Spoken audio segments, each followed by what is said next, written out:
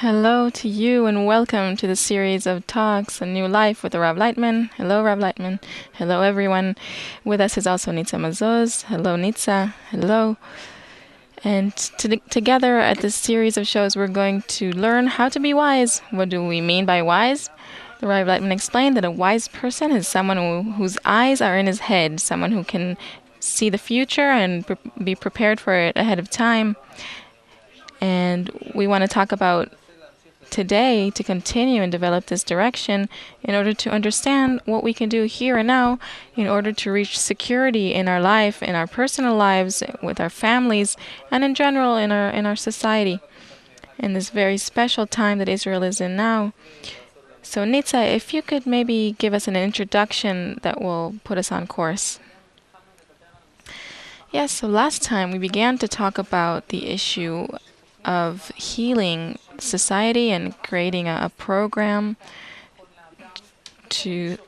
that will give security to a person on all kinds of levels, on the personal level, on the existential level, and will slowly bring into fruition these systems of mutual help. So when we begin to create such a plan, there are steps that we need to take. The first step is to see what is the problem, what requires improvement. And then the second stage is to build a certain picture in which we want to see ourselves in. Not something that's too distant, something that's close. And then and the third stage is to already specify the steps, the actions that we need to take in order to reach this picture. So maybe you could lead us step by step into this process. We spoke about the correction within a family, between a couple, and also we had talks about educating children. We have quite a lot of material on that for now, I think. And later when we'll have to tie all of this together, we'll need to add a little bit so that it will be a unified system. But for now, on both these topics, we're covered. And now we're going from the inner state of correction, of education, of the family, of our relationship with our spouse, to things that are close to a person on a slightly farther circle, which is the region in which he lives. This means the neighborhood or the town. It could be a city. And here, what's important to a person is to have a good environment that will be clean, where he'll have help and services from his environment, for him to be well off, and also for his family to be well off.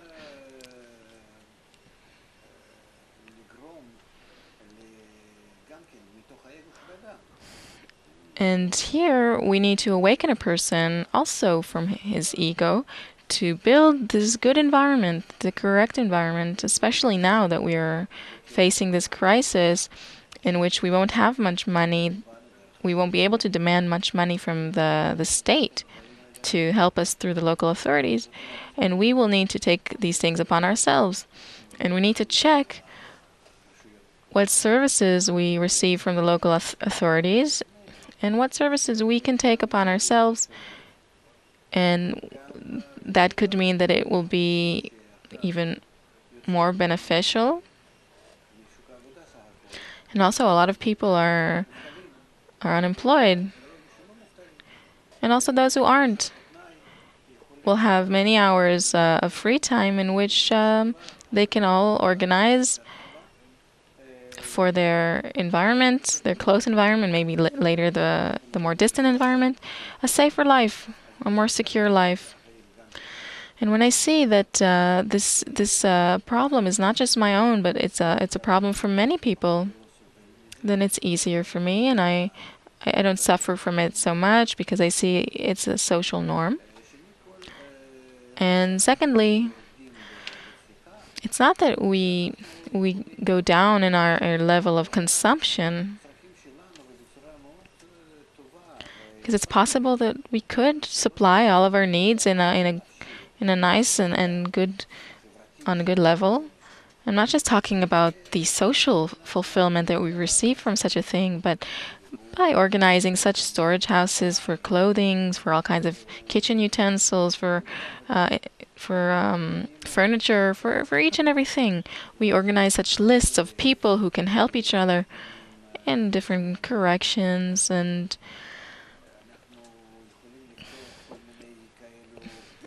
we can open up of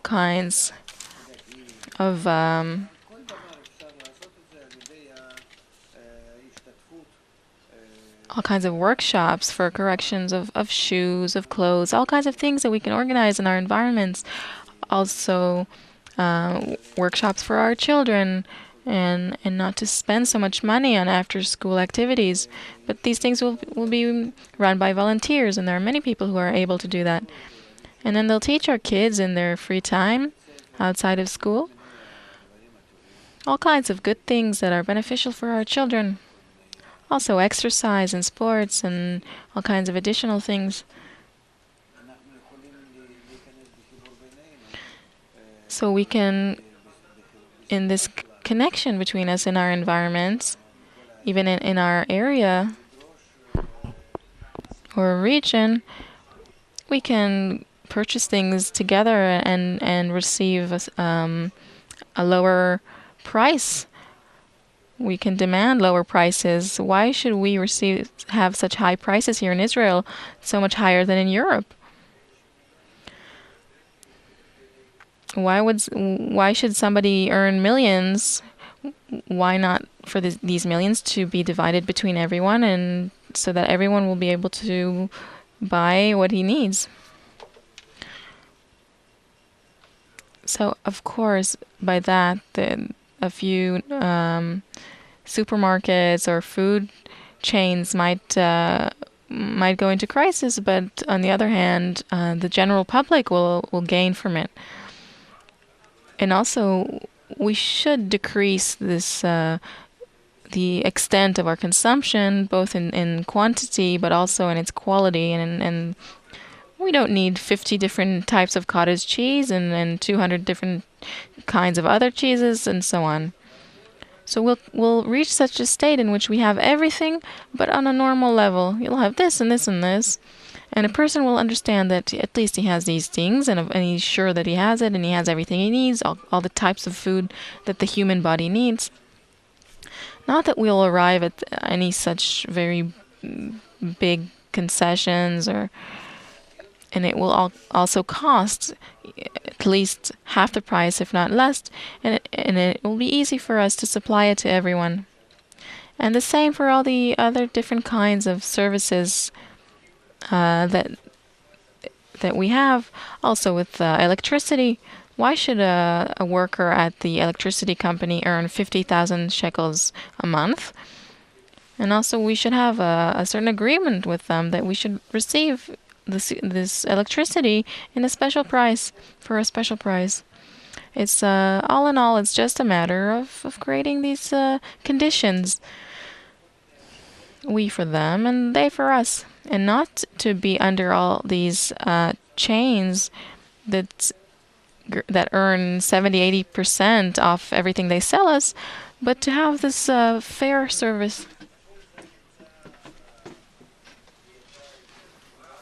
Everything is in the hands of the society, a society that's connected, that's unified, and decides what it needs to do and wants to do, just like we saw with the kibbutzes and the towns here that bought things in unified fashion and under special conditions.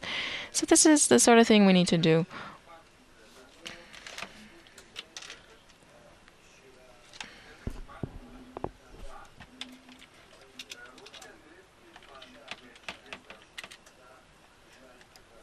And also, we need to prepare a person and give people this education, the integral education, and teach them that we have two systems here. We have the human system inside, which exists in the natural system, the general natural system, and these two factors affect each other.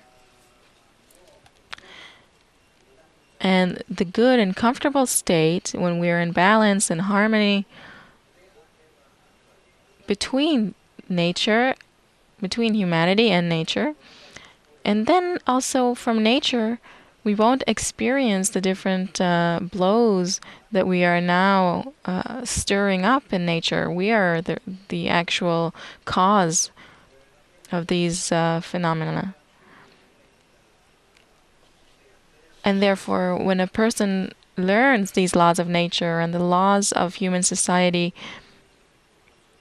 that tell us how our ego needs to be under our control,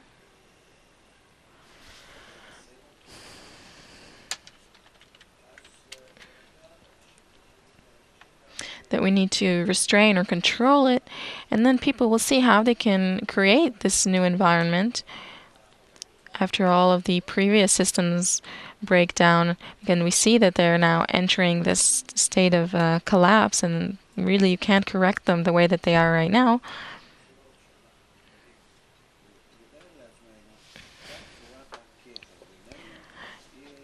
And of all the forms that we can describe, only the form of connection between us is the form that can exist because it is in balance with nature.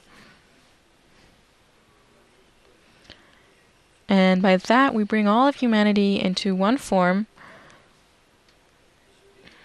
Well, it's not humanity for them at the moment. For now, it's just certain regions and then the state. And by that, we balance our situation with the natural environment, the ecological environment.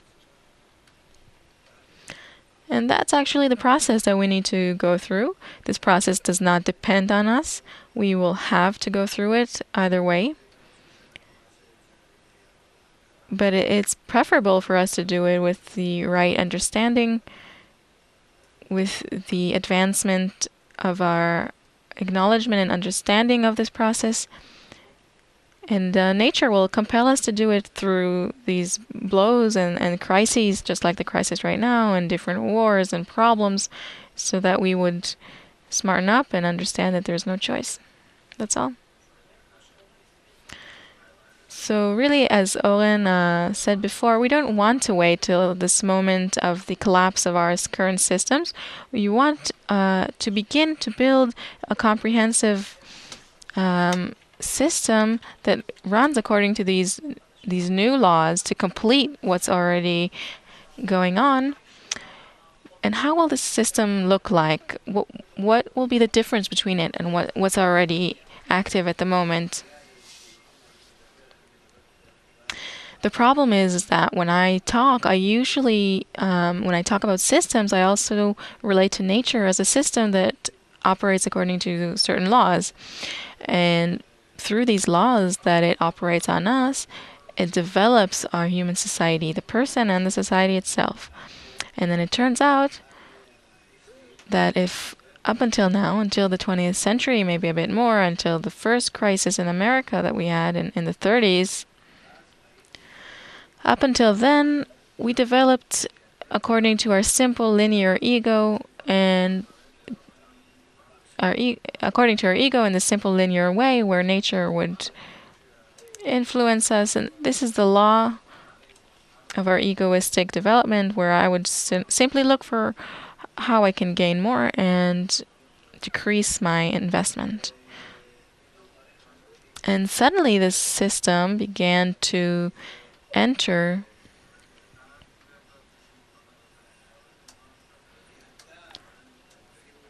slowing down, or even a crisis, just like we saw in America. And then there was the second, if we didn't have the Second World War, well, then we'd see that again and again and again.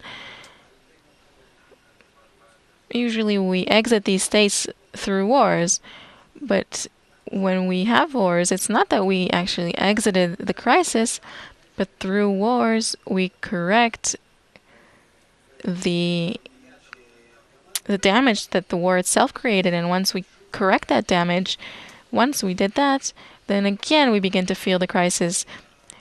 In the 60s, just 15 years after the war, we hardly left it in Europe, in the east part of it, the west, in all kinds of places.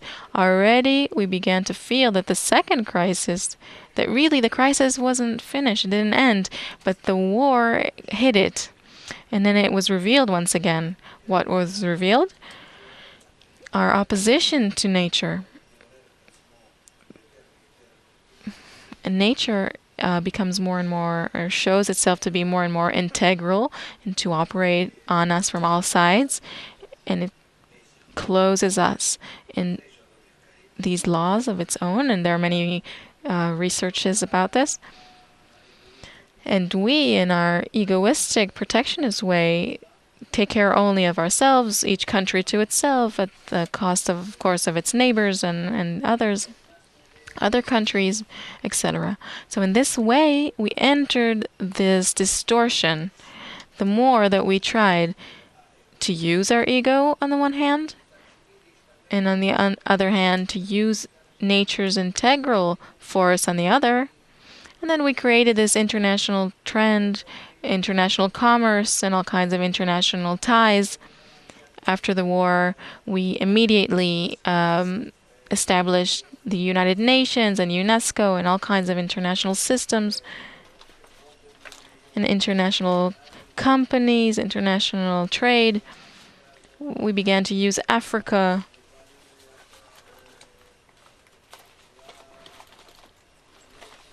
And Africa, until then, wasn't used at all by the developed countries. Near and far in the east, the far and near east.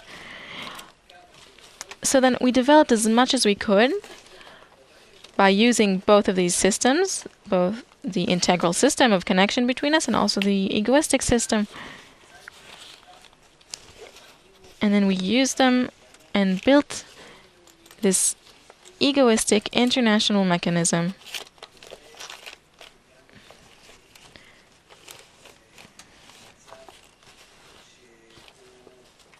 And by that we reach a state that is, according to nature, that is advancing and compelling us to progress further into the direction of connection and integrality. Here we could not advance any farther. And despite us trying to do so, even in Europe, which is the most developed place and the place that senses the most that we have to be in some kind of mutual connection, in cooperation. So we went for it, but we did so egoistically in the same method. And so it seems that we built something that's common, that's cooperative, but it's only egoists that connected together. And therefore this entire connection is not for the benefit of all, and not even for the benefit of each and every one. But some gain financially, some gain honor or status, and some gain from it the ability to move from country to country. But all in all, it's not a connection that the kind that needs to be as if it's one country, as if it's one people. It's not a unified Europe. Canceling the borders isn't a real cancellation of borders. There is no common education that we give to everyone. They're not studying special programs that are equal to all. We're not operating in such a way for them to get to know each other and connect to each other.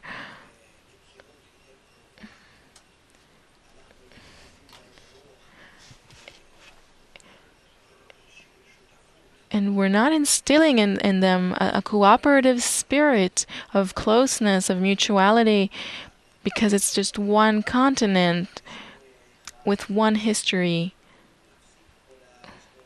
Let's stop with all this history that we had until now. Now we all are supposed to belong to one people, etc. We didn't create one government or unified economic systems and cultural systems, educational systems. There aren't any. All we've done is egoists who build this common market, and it's really just a market and no more. And so this state, because it came out of the ego and not for the sake of connection, then it reached a kind of beginning and it stopped. And once again, nature, because it advances and it wants to, in its evolution, to advance human society, it pressures us and demands from us to advance. Nature is showing us this crisis, that we're not okay, that our two systems are not balanced. The human society and the natural society, natural environment. Because we exist in a system of laws, and we see that the human race is also a product of nature. It's not disconnected from nature. And so we need to learn its laws, and by that maybe we'll reach some sort of understanding of what to do, in what form we can succeed. Because of course that not knowing the laws of nature will bring us to all evil. If I don't know a certain law and I enter a fire because I don't know what it is, or use something that can blow me up or something else, I need to learn these laws of nature, and in accordance to that, I'll know how to better my situation. And here we don't know. We think that in human society we exist in a kind of system where we can do anything we want. But you see that there are 200 countries in the world and 200 different methods how to run the human race in each different place. And so you see that sooner or later everyone goes bankrupt.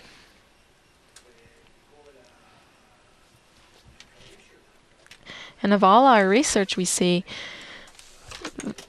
that nature is pushing us towards connection, to this unified form.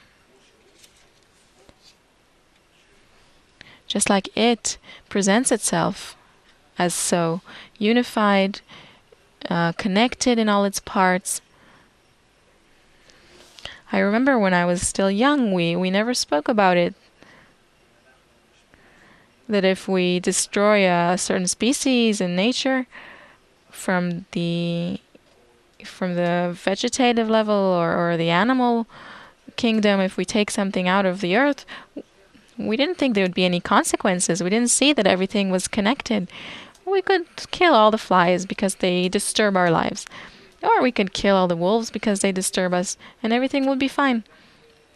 And later, we arrived at this understanding that you can't destroy anything, because everything in nature is necessary. And if you destroy something, you create an imbalance in the entire system. And you don't know even why you receive a certain blow from a certain direction. Suddenly you have an eruption of some volcano or a tsunami or something else, and you wonder where that came from. But it could come just because you dried a swamp somewhere. That's what we did here in Israel. We dried the Achula swamp, and now they want to bring it back because they saw how much damage was caused by it, etc. So then man does all kinds of things on his little planet of Earth without understanding the laws of nature, and that creates damage.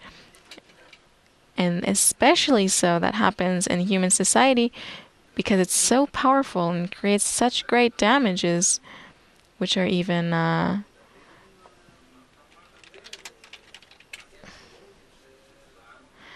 irreversible.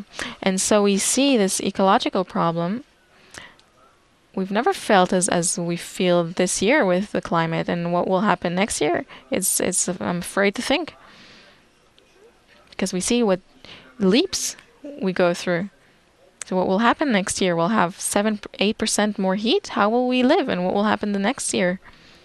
So we're arriving at a state that's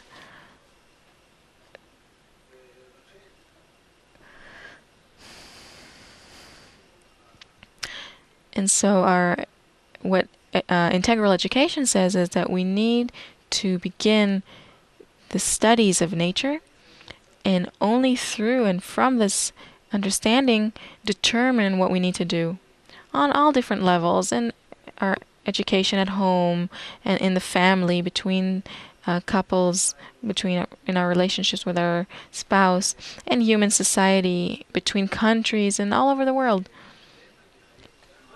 Nature is compelling us today to advance to a state in which we have one government, to have one culture and one education system, for everyone to have one level of quality of life. The question is how we'll be able to advance towards that with our ego. But we have to understand that if we want to live in a less threatening state, then the direction must be in this direction, and there is no other choice. So we can't wait for something to change on the outside. That the more that we can convince ourselves to change from the inside in order to harmonize ourselves with this external natural system. Do we want to talk about this on the global level or the more internal Israeli level? We're talking about the Israeli level. So for now, this global government is not so relevant. That's right, but I want to say that if we are facing nature here, then there's no other choice but to talk about the more global situation. Okay, so another question I have is, in our last talk, you said you don't want to use the term education because it's something that most people relate to children or something that takes a lot of time. Okay, so you can say changing public opinion. It's hard to we can change our wording. Okay, so Nita asked a question that I'll be glad to hear you answer. You said in our last talk that a wise person is someone whose eyes are in his head, who sees where everything is going and he analyzes it and he knows what he needs to do in advance. And today we see and feel here in Israel that the economic situation is getting worse and worse each month. The prices go up. There are different economic changes, and people are beginning to count each shekel. If once a person would go abroad every summer, then now he's saying maybe not. I saw this abroad when I was abroad. You also went abroad. Did you see it? Yes, I did. Maybe half or a third of the people who are usually abroad go. Yeah, so people travel a lot less, and that shows that people are looking ahead, like you said, and they're seeing an uncertainty that's coming closer. It seems that the direction is negative. You don't have to be a genius to see that, so they begin to prepare themselves in advance. And you mentioned a few steps. Let's organize between us and create warehouses of clothing, of food, and create networks of services and lower the prices and by purchasing things together and etc. So what Nitsa asked is, she said, we want to be wise. I don't want to wait for everything to break down. I want to define a plan of rehabilitation that will not conflict with the current systems, but will complete them. For example, I have 4 children, and my younger child, he wants to study, he wants to learn music. He wants to play on a flute or clarinet. And so in addition to the workshops and after-school activities I have my other kids do, and I want this for my younger child as well, but I see that my budget doesn't allow it, and that makes me very sad. So you're illustrating a model here of social cooperation where we help each other. And when you describe warehouses for furniture and clothing, what exactly are you talking about here? You're talking about things that I don't use? things that you know that you don't use and they can help others, you take them out of your home and bring them to the warehouse. And in this warehouse, you have people who work there, who organize these things and maybe fix them and display them. And then whoever needs them comes and sees them and takes it for himself. Because each person has a surplus. Usually it's half our house. And by that we can help each other. We have excesses and we can help each other. So even for our, we have a minus in the bank even with our just the necessary services that we need to purchase. That's right. So these things can help. And when you talk about such after school activities, then sure, in our town or in our block, we can organize such activities for kids. But who will give this activity? Who will teach? A professional, someone who's an expert. Will he be paid? Yeah, maybe he'll be paid. By who? I don't have money to pay him. Wait, I'm asking one thing. This is where the question lies. If we talk about using money, then it's almost the same as we have now.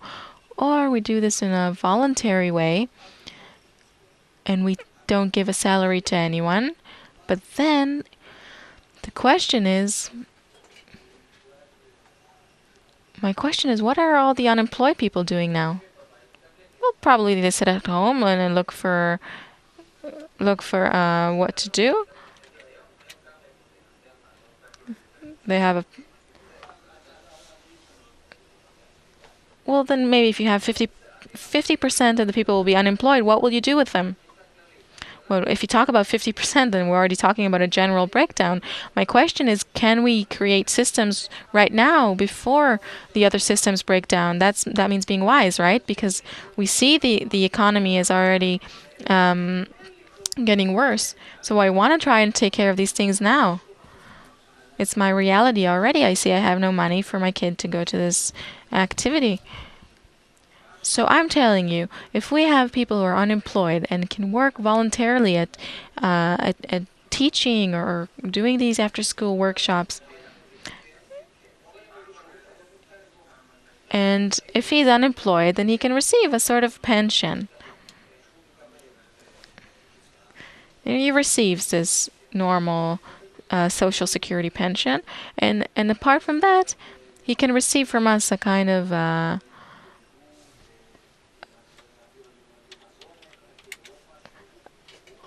pass or card to allow him to participate and enjoy our warehouses that we have. Or it's just like in a kibbutz, for example. This person works. He contributes to society. I am not quite grasping this. So today he gets this unemployment fund. Say he's unemployed.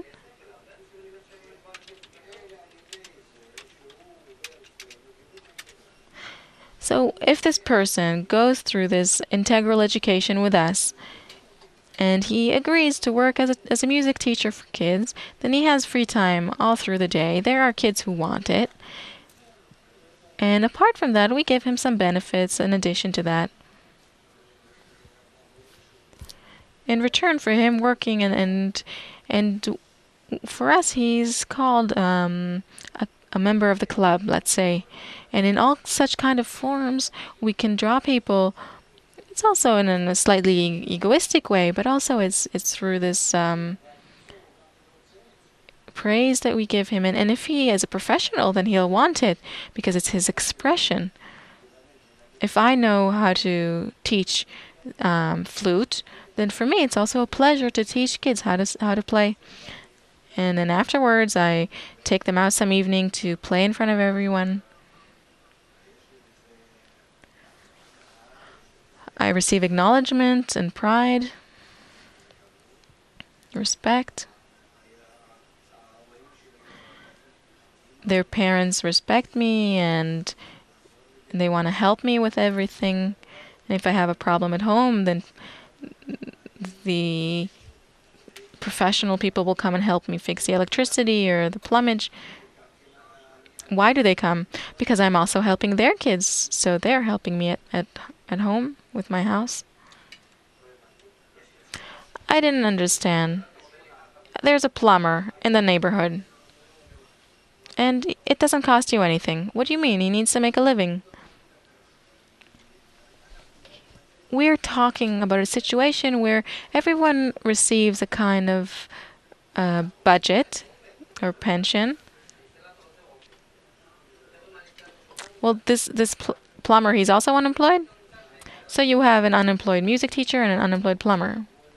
We need to take down all of our excess spendings for everyone. And so what we need to do is for each family to be able to live normally, it needs electricity and food and clothing. The families need all these things, and health and education, all these things. How much does that cost for a family? We need to see, can we cover all of that, and how can we cover it? You mean to complete everything that a person can't complete on his own? Yes. So imagine to yourself that half the country is unemployed. This is how it's going to be. So is this the kind of a situation we want to talk about now? Well, it's not so far in the future. Let's say 30%, not half. This is what's happening now. All the people who are going out now to the protests, I think most of them are unemployed. The single moms and all these people, talk to all of them. Every second person will tell you he's sitting at home unemployed. No, I don't think it's every second person. I think most of them are people who are working. And just like I described, what they make, their salaries aren't enough to cover the elementary things, even the basic things. And that is their frustration. I work. I served in the army. And my wife did the same and is working as well. And the society, it doesn't allow me to live respectfully. Well, I see it as unemployment that's unseen, because soon it will all explode. It's like concealed unemployment. So let's talk about the people today that they don't have enough in order to complete all their needs. Why do you think that you can't buy systems of mutual help? Well, I'd be very glad, and actually this is the purpose of our conversation, to learn from you what you recommend in a situation where most of the public cannot finish the month respectfully, and what kind of new perspective we can begin to create, what kind of system that will grow. Because we defined our topic today is how to build a kind of rehabilitation plan for society that will give each person a sense of personal security, inner security, by creating between us these values of mutual help, of mutual guarantee. So how can we specify this plan into steps from A to Z and know what we're going to do? And we see that today, that most of the population in Israel today cannot supply itself with all its needs, and people don't go to sleep calm. And most people in Israel are this way. So this is our opening point. And from here, how can I bring everyone to a state in which I, as a father, will be calm? And I will be able to supply my children with his music school, and maybe tomorrow will be food. So then my question to you is, with everything that you have today, without even receiving another penny for anyone, but the prices go up from month to month. Okay, so without investing, because you don't have any, how can you, through the connection between people, create such systems of mutual help, which will help you feel it suddenly that you are receiving more.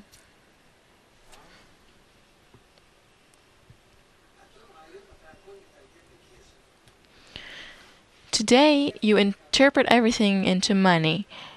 The music school costs this and this much. The plumber costs that much. Corrections or fixing things at home cost that much. So if people who build for themselves such a framework in which they can receive these basic supplies, these basic services, in a mutual way from each other, without pay, but because they are living in a society and are interconnected through this mutual help,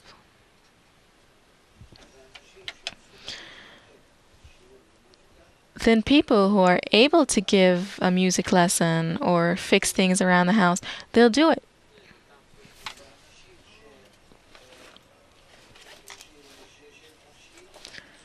And people who have time will go out to the street and clean the street and fix all kinds of things around the city. And by that, they'll save the money that otherwise the municipality would have needed to pay. And then voluntarily, they do all kinds of other things that city council does and wastes a lot of money on. And then that will ease also the municipal payments or taxes. And they'll pay for water and electricity in a different way because they'll enter special agreements with the electricity and water companies that we want to receive it in such a way and not otherwise. We are a big consumer. We're a big client. And then you'll pay half of the electricity bill and a third of your water bill.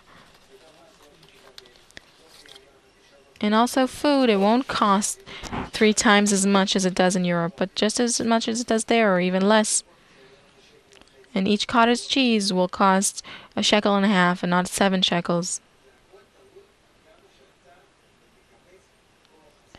It all depends on how much you unify the consumer power and organize it to handle the chains, the supply chains.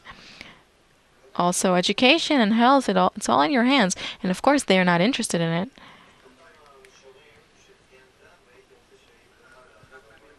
Well, there are different aspects that you specified here, and I want to talk to you about these different levels. The first one that I think is also most interesting is when you say that people who are not able to pay today for their needs, let's say you and Nitsa and I, if we can enter a kind of cooperation or a society of mutual help where we help each other, that reminds me very much of the place I grew up. There were a few houses. It's a cooperative Israeli settlement, and there was a plumber and somebody who did electronics. And I remember that whenever the TV broke down, then the neighbor would come over, and when we had a problem with the pipes, then the plumber would come, and when people had problems with social security or money, then they'd come to my dad. So you're talking about taking this principle and maximizing it. Before you talked about something like a member card or something like that.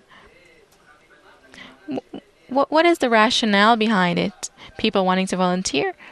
Well, I'm asking you. You're also an accountant like your father, and you also grew up in such an environment. So tell me, what is the economic profit? It's huge. It's not just economic profit. It's also security. It's personal security, because you know that if you have a problem, someone will come and help you just like a brother. It's just like in China. It's when you pay the doctor when you're ill and not when you're when you're healthy and not when you're ill. Because right, you know he won't cheat you. It's just like family. It's not like now that you think any professional will cheat you. But now we've already left this sort of situation. We're talking about a city where it's tough and each person is in his own little cocoon, and people lock the doors, and even if somebody knocks on them, nobody answers the door. How do you change that? Education. You need to have an educational system, and through the media and internal media, and also national media.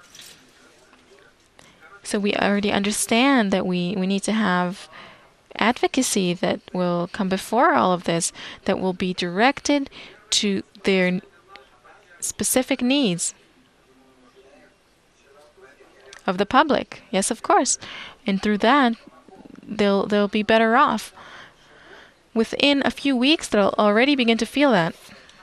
So let's say that I'm a consumer of this advocacy, and I absorb through the media, like you said. Let's say I have a local TV channel and some sort of advocacy or explanation system. So then there are different types. Say I'm a working person, but I don't get enough money to cover my needs. So let's say on your street there's a music teacher, a flute teacher. I'm just saying, let's try and discern here between two different types of people. Most of our population does work, but it's what she has isn't enough for it. And also we have a part of the public today that isn't working. It's easier for me to talk about the people who are working because they're the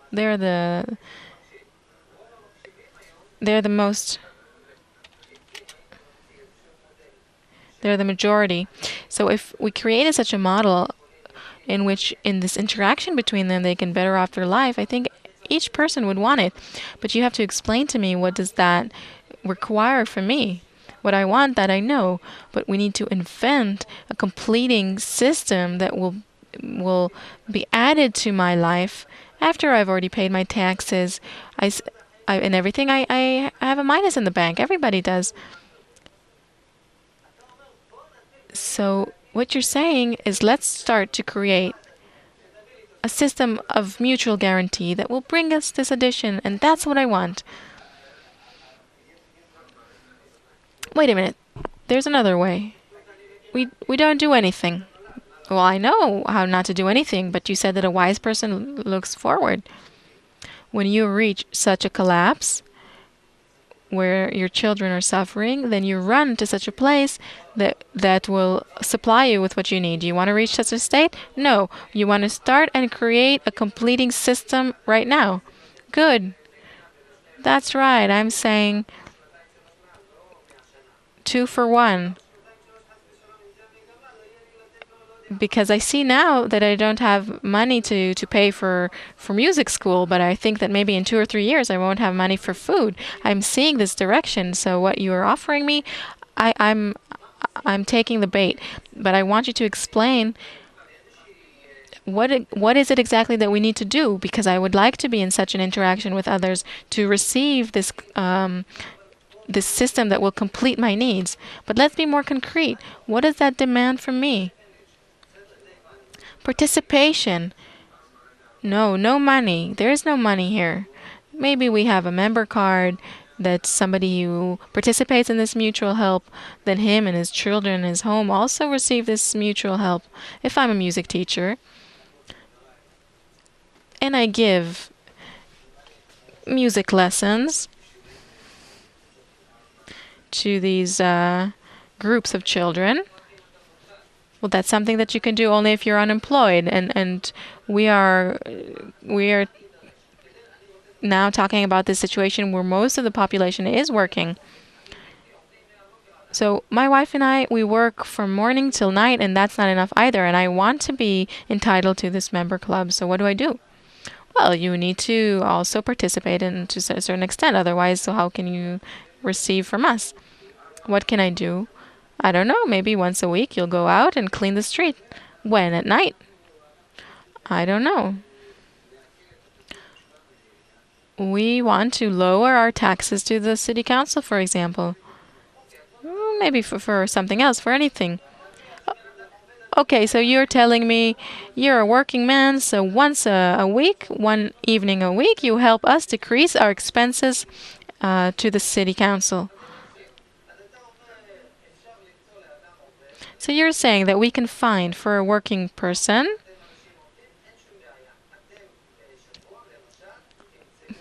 some like 2 hours a week, for example. Well, let's say maybe a little more. Well, it depends how many hours this person works. What do I need to give in order to receive a member card? And you're saying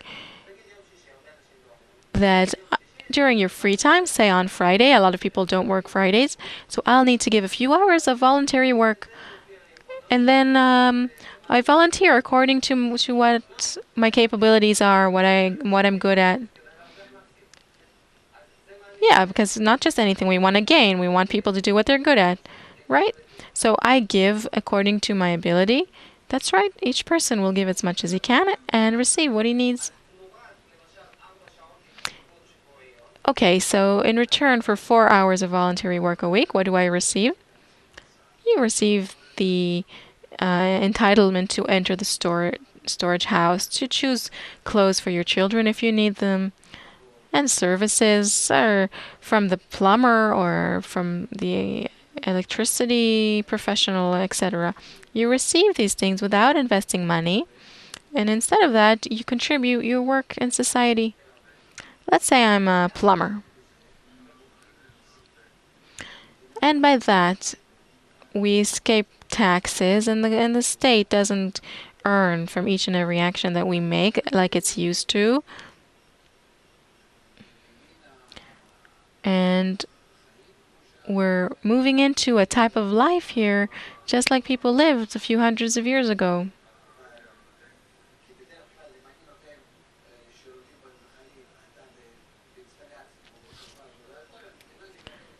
Because usually, if I'd give such lessons for money, then the country will receive my tax, and that's what the country lives off, the state.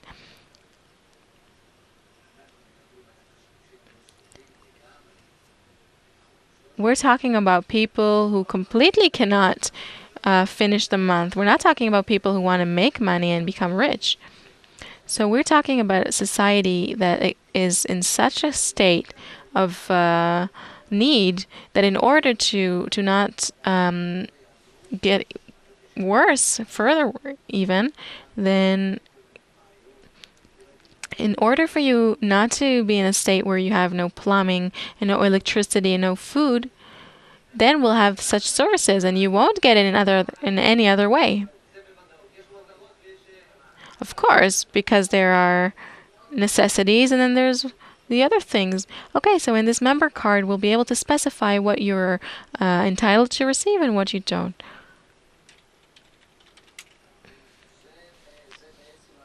We don't want the state to deteriorate. That's really our concern, and that's what needs to be the concern of the state.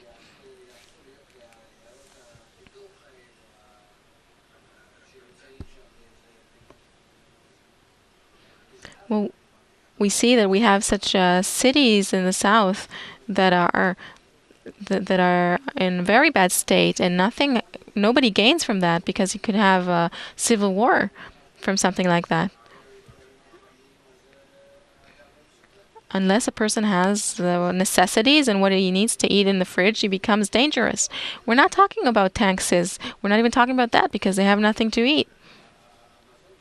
You should understand that food is the most basic thing and the main thing. And if in a year or two things will deteriorate so much that we won't even have food to give our kids, then here we were not even talking about the plumber coming over or not. We're talking about this necessary state in which we receive basic services. Otherwise, you will go from being an accountant to becoming a delinquent or a criminal with a gun, not with a pen.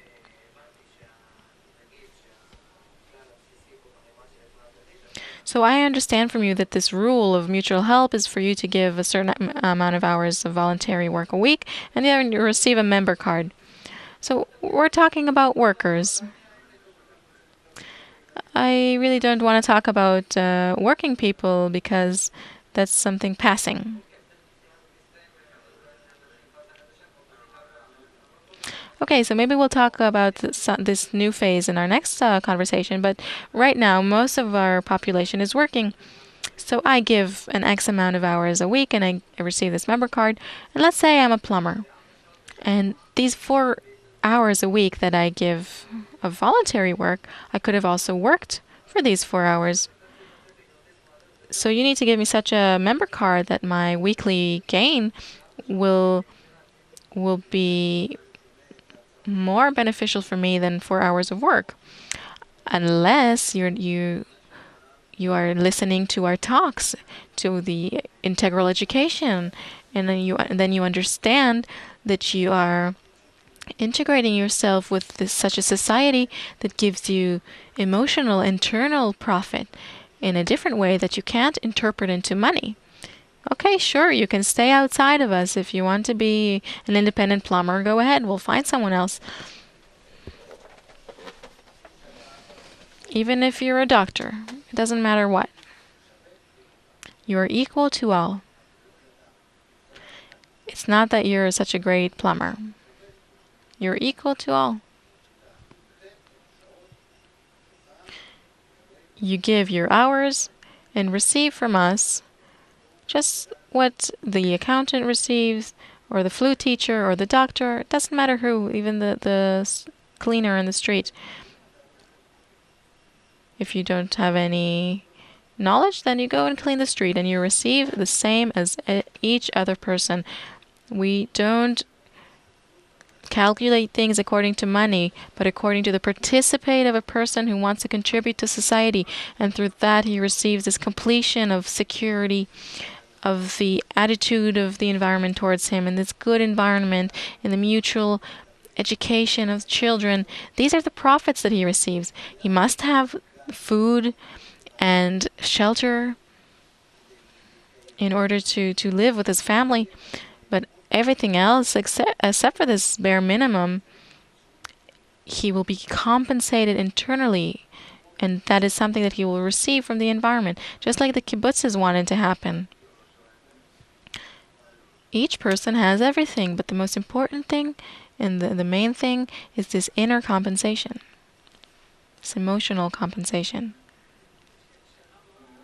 I have a very big question, but maybe we should use it for our next show. That's right, because our time is up. So maybe we should move on to our next show. Thank you, Rav Leitman, so far, and thank you, Nitsa. Thank you to all of you for being with us. We'll continue, and we promise you that it will be interesting. And until then, all the best and goodbye.